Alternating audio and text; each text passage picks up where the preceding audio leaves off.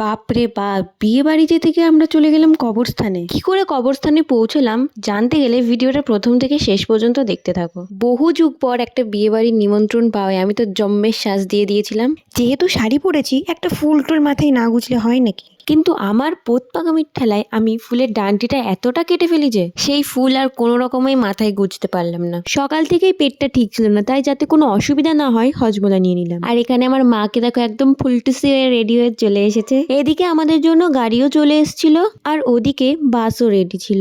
আজ আমরা যাচ্ছিলাম আমার একটা জেঠুর বিয়ের বরযাত্রীতে। হ্যাঁ, ঠিকই শুনেছো, জেঠু।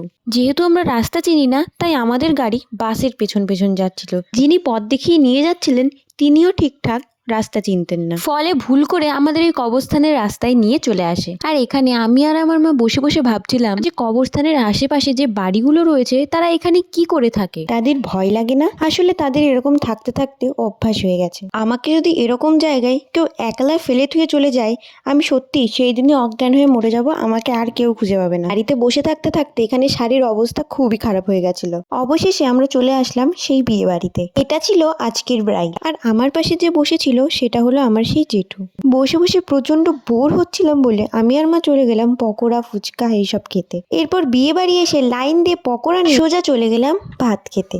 খাওয়া দাওয়া শেষের পর আমরা বেরিয়ে পড়লাম বাড়ি যাওয়ার জন্য। তো আজকের ভিডিওটা এইটুকুই, দেখা হবে আবার 500 কোটি বছর পর নতুন কোনো ভিডিও নিয়ে। বাই।